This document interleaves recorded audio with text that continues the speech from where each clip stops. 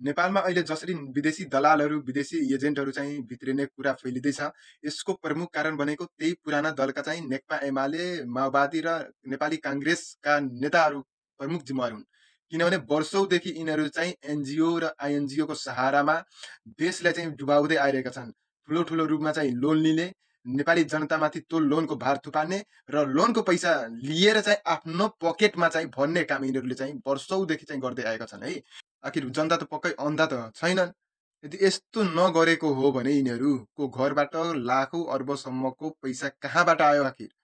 त्यो देख्ने भनेको जनता हुन्। जनताले प्रत्यक्ष देखिसकेको छ। सुनहरू चाहिँ लुकाएर राखेको पनि देखिसकेछन् है। सबैलाई चाहिँ थाहा भइसकेको छ यी नेताहरूले वर्षौँदेखि लुट्दै आएको पैसा चाहिँ सञ्चित गरेर राखेका छन्। आखिर यो पैसाहरू कहाँबाट आयो? देश विदेशबाट लोन लिए। त्यो लोनको भार चाहिँ जनतामाथि थुपारेन् र त्यो लोन चाहिँ आफैलाई आफ्नै परिवारको लागि चाहिँ जुटाएर जम्मा गरेर राखेन्। कहीँ कतै समाजमा 1 रुपियाँ पनि भलाइको काम पनि समेत गरेनन् यिनीहरूले है। जहाँ 10 रुपियाँको काम थियो त्यहाँ 5 रुपियाँमै सल्काएर 5 रुपियाँ चाहिँ खाने काम यिनीहरू गरेन्। यिनीहरू हरेक बजेटमा 50% सम्म चाहिँ कमिसन लिएर चाहिँ आफ्नो खोन्ती, आफ्नो आफन्त, आफ्नो सन्तानहरूको लागि चाहिँ पैसा सञ्चित गर्दै गएन्।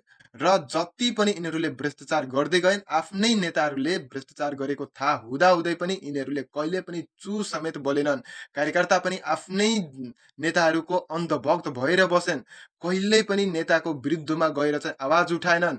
यदि आवाज उठाउँथेन भने यिनीहरूले जुन पदसम्म हासिल गरेका थिएन, त्यो पद पनि गुमिन्छ कि भन्ने चाहिँ डरमा चाहिँ पिल्सिरहेन्। कहिल्यै पनि आफ्ना नेतामाथि केपी ओली विरुद्ध, प्रचण्ड विरुद्ध, देउवा विरुद्ध कहिल्यै पनि यिनीहरूले चाहिँ आवाज उठाएनन्। किन त यिनीहरूले जवाफ दिनु पर्दैन?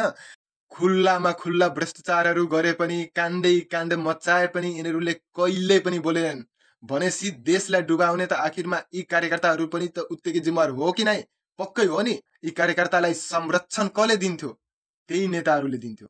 कहीँ कतै यिनीहरूले चाहिँ केही कसैले चाहिँ यिनीहरूको विरुद्धमा, यिनीहरूले गरेको गलत कार्यको विरुद्धमा यदि केही बोलिदिएन भने यिनीहरू त्यो व्यक्तिलाई जहाँसम्म तह लगाउने काम चाहिँ गरेकै छन् कि यिनीहरू। एकदम घटिया सोच भएका व्यक्तिहरू अहिले चाहिँ यी पुराना पार्टीका नेताहरू ले संरक्षण गर्ने र तिनीहरूलाई संरक्षण दिने, तिनीहरूलाई साथ सहयोग गर्ने यी अन्धभक्त कार्यकर्ताहरूलाई जसरी भए पनि आउने चुनावहरूमा घर घरबाट भगाएर हुन्छ कि भोट नदिएर हुन्छ कि यिनीहरूको अनुहार अब चाहिँ हामीले चाहिँ नदेखिने गरी, संसद भवनभित्र नदेखिने गरी चाहिँ अब जनता जाग्नुपर्छ। यति भनिरहँदा मलाई चाहिँ कसैले अहिले चाहिँ रासपाको कार्यकर्ता भनेर चाहिँ भन्न थालेछन्। यिनीहरू तीनै अन्धभक्तहरू हुन् जो चाहिँ रवि लामेछानेलाई चाहिँ प्रत्येक पटक भ्रष्टाचार गरेको व्यक्तिहरूको विरुद्धमा बोलिरहँदा त्यही भ्रष्टाचारको मुद्दा रविमाथि चाहिँ खन्याएर अहिले जेलमा चाहिँ हालेका छन्।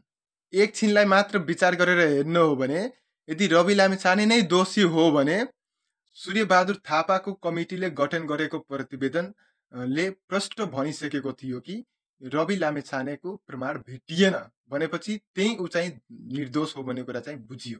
र अर्को कुरा, र जो सरकारी पीडित हो उनीहरूले समेत भनिसकेका छन् कि मेरो पैसा अर्थात् सहकारीको पैसा रविले लिएको होइन, जीबीले लिएको हो, जीबीलाई पक्राउ गर भन्दा पनि त्यो बेलाको तत्कालीन प्रधानमन्त्री केपी ओलीले कति पनि सुनेनन्। रवि लामेछानेमाथि चाहिँ प्रतिशोध गरेकै हुन्, गर्दैछन् र अझै गर्ने पनि छन्। एकछिनलाई मात्र सम्पूर्ण जनताहरूले छातीमा हात राखेर एकछिन के विचार गर्यो भने सागर ढकाल कतिखेर उदाहरण भने जब भ्रष्टाचार मौलाउँदै गयो त्यो बेलामा चाहिँ भ्रष्टाचार अब हुन नदिनका लागि र विदेशी ऋणलाई कम गर्नका लागि, विदेशी ऋणलाई त्याग गर्नका लागि उनले चाहिँ देउवा विरुद्ध अब चाहिँ चुनाव लड्छु भन्ने चाहिँ हुमिएको व्यक्ति है। र दोस्रोमा चाहिँ रवि लामिछाने जसले चाहिँ आफ्नो टेलिभिजन क्षेत्रबाटै कयौँ चाहिँ हजारौँ सङ्ख्यामा चाहिँ युवतीहरूको, युवकहरूको विदेशबाट चाहिँ उद्धार गर्ने व्यक्ति र भ्रष्टाचारको विरुद्धमा टेलिभिजन क्षेत्रबाट नै निरन्तर रूपमा चाहिँ बोलिरहने व्यक्ति हुन्। अर्को चाहिँ बालेन। अब बालेनलाई हेर्नुहोस्, बालेनले पनि अब केही गर्छु, काठमाडौँ एरियालाई सफा सुग्घर बनाउँछु, भिडभाडलाई चाहिँ कम गर्छु है, ट्राफिक नियन्त्रण, फोहोर व्यवस्थापन जस्ता कार्यहरूले चाहिँ गरिरहँदा त्यो बेलामा चाहिँ यिनीहरूको खुट्टा तान्ने को थियो? त्यो बेलामा पनि यो कुरा पनि बुझौ है। तिनै नेताहरूका कार्यकर्ताहरू तिनै नेताहरू थिएन है त्यो बेलामा पनि। अब एउटा एउटा युवकले एउटा अब ऱ्यापरले अब देश चलाउँछ, काठमाडौँ हाँक्छ, राजधानी चलाउँछ भन्ने कुरा यिनीहरूले नपचेकै हो। एउटा मिडियाले चाहिँ अब राजनीति गर्छ, माथि औला देखाउँछ भन्ने कुरा नपचेकै हो। एउटा भुइँको मान्छे उठेर अब चाहिँ मसँग टक्क लिन्छ भन्ने कुरा नपचेकै हो। र अर्को कुरा चाहिँ हर्कको कुरा अब हेर्नु भने हर्क जस्तो इमान्दार त अब कोही पनि छैन जस्तो मलाई लाग्न थाल्यो।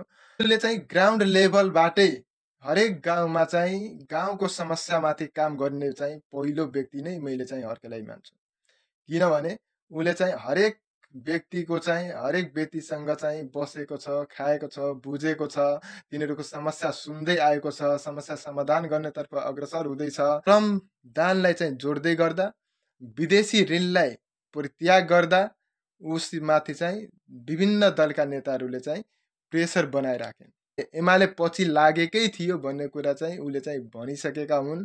म खासमा यो भिडियो के को लागि बनाउँदैछु भने अहिले जति भ्रमहरू चाहिँ फैलाउँदैछन् नि पार्टीका झोलेहरू, कार्यकर्ताहरू, अन्धभक्तहरूले, हो त्यो कुरालाई चाहिँ चिर्नका लागि मात्र मैले सानो रूपमा चाहिँ प्रस्तुत गरेको छु यो भिडियोलाई।